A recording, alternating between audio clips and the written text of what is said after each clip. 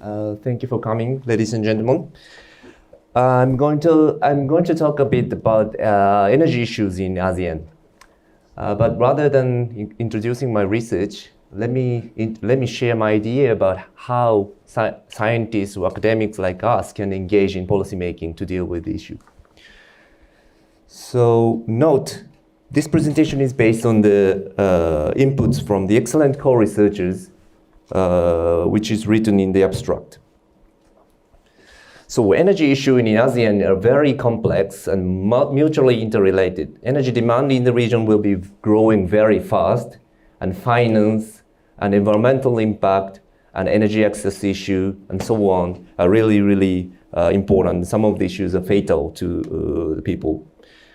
And the important thing is you can try to solve a few of them, and you may find a good solution for them. But you cannot. But that solution does not necessarily mean that you can solve all of them. So a policy process, which is the major focus of this presentation, is a process that's through which society seeks for satisfactory solution that is dealing to these kind of complex and unsolvable issues. So currently, ASEAN Power Grid is gaining momentum. It is a vision to enhance the level of interconnection between the ASEAN member states by connecting each region and sharing the resources. And it is expected to efficiently meet the growing demand, utilize low carbon resources, which is spread out across the region, and improve reliability and security of electricity supply. And it is also expected that the ASEAN Power Grid enables more renewable energy to be connected into the power system. So under the conventional idea of power system planning, it is usually perceived that solar and wind are the cost adder to the power system. Because the output of such generation is dependent on weather condition, it means it is unpredictable, uncontrollable, and geographically constrained. And it incurs additional costs to the conventional generators or reduce the profitability of such generators. From this viewpoint, variable renewable energy are seen as just useless, so to say, in power system. The International Energy Agency has invented a framework to renovate this idea, and the recent studies have revealed that the renewable energy can be a fuel saver. That means bring net economic benefit if the level of flexibility of power system is sufficient. In the case of ASEAN Power Grid, if there is more flexibility in ASEAN power system, that means if there is more interconnections and more flexible power generators in ASEAN, you may connect more variable renewable sources into the power system. So the IEA has conducted a study to assess the cost benefit of the ASEAN Power Grid. I won't go into detail because of time limitation, but the study results indicated that the having variable renewable energy into the system and also the ASEAN Power Grid, so, I mean the more interconnections between the systems. So it will bring economic benefit at the same time as environmental benefit to the system. So should ASEAN go for the APZ? So does this mean ASEAN should go for the ASEAN Power Grid? The answer is yes, but no. Yes, but no. So yes, the ASEAN Power Grid has a prominent potential, and it can be a solution that most people in the region might be happy with. But let's try to think a bit critical. And this would be a contribution from us to the policy debate. First, the geographical focus of the model, the IEA's model on the continent, is only on the continental area where the economic feasibility is relatively high compared to the other areas. Secondly, the model only considers high voltage transmission lines between the countries and not others. And third, the electricity demand is modeled, assumed to grow as a function of GDP growth and the load profile is assumed to be the same as the current situation. But they might entail some problems. Firstly, in this model, remote areas where electricity access should be improved is not considered. The model can answer how to improve the situation in the continental area, but not for the island area. Secondly, rural areas are not usually equipped with low level of transmission infrastructure. Therefore, it doesn't necessarily bring the benefit that the model expects. Third, the model assumes if people becomes more rich, they will follow the lifestyle that the rich people are currently doing. So if the people becomes rich, they will follow the lifestyle that the rich people are currently doing. But we can question this, of course, because the current lifestyle in remote areas are quite different from others, and they are quite diverse. So you cannot build a perfect model. So I won't argue that the IEA's model is not good enough, but their study is good enough. But I just want to emphasize the fact that we need to be very careful.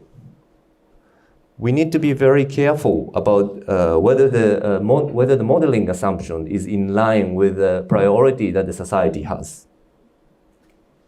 And I would argue that there is a risk to overlook other priorities, which is quite relevant in terms of SDGs. So under the UN Sustainable Development Goals, United Nations members have pledged to ensure the vision for no one will be left behind. So the priority focus should be on the most vulnerable. So this fact is really important. So that actually this requires the current policy process to be turned upside down. So think about when we think about a technical network, think about the broad map. A usual way to expand the network is by the order of rising marginal costs. So first think about broad map, and we start by equipping with the cheapest to equip, and then gradually seek solutions to extend the network to remote areas. But in this approach, the remote areas are structurally left behind, and UN Sustainable Development Framework is designed to avoid this approach. Instead of going by rising marginal cost, we need to do the opposite. So it is incredibly difficult to justify in the current policy parameters, and we need additional or new innovative parameters to do this. So monitoring inclusivity from the beginning of the policy process would be the good idea to address this. So assume if the policy priority is improving the energy situations in remote areas, what strategy would you take as a future power system? Probably decentralized semi-autonomous system can be an optimal solution. And as we have been discussing, the choice of solution will be very much relevant, very much dependent on how you frame the issue, which will of course change if the priority changes. So policy process is really important, and academia can contribute, particularly to critically assess how policy issues are framed and whether some important elements are dismissed. Given the recent trends of technological development,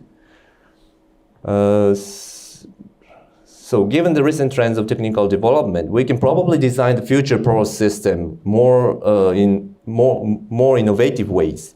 For example, electricity supply doesn't necessarily be always reliable like what the conventional system assumes. We can also discuss positive social change that might differentiate the load curve.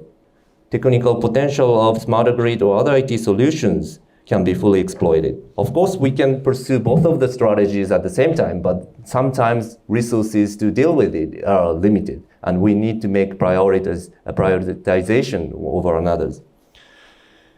So, because I don't have time, but I will briefly explain about this. I'm not opposing to or recommending for any of the options, but I wanted to emphasize that the choice of strategies will be very much relevant to the choice of priorities.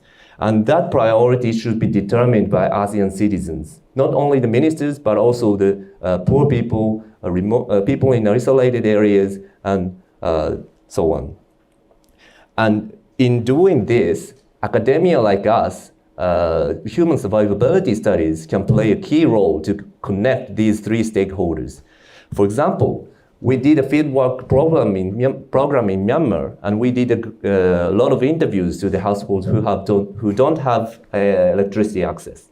And we try to understand what is the real problem for them. And then we integrated some insights from academic disciplines. And we organized a high-level policy forum to engage with stakeholders and policymakers.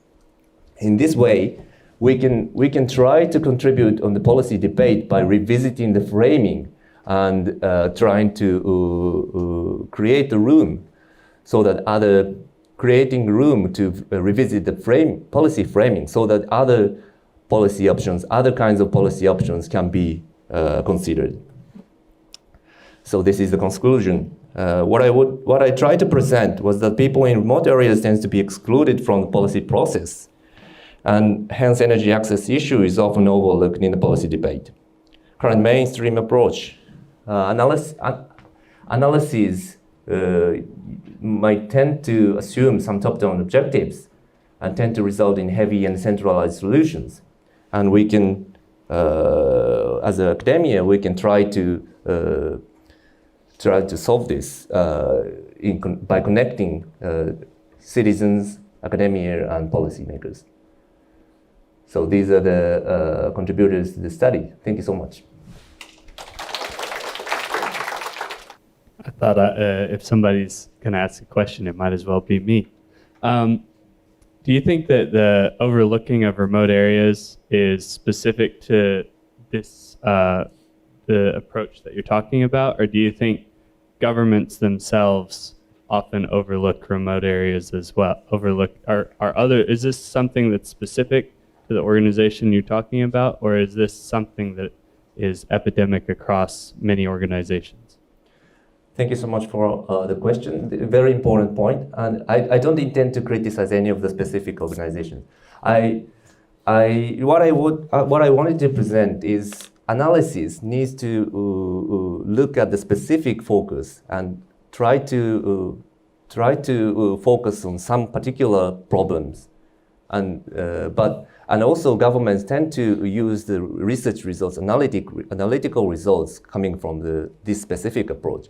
But when we look at the reality has a lot of aspects. So we should consider various viewpoints, and we as a human survivability studies can go to the people who are suffering or who will be suffering, and then look at the problems from various angles, and then try to integrate various insights from various disciplines.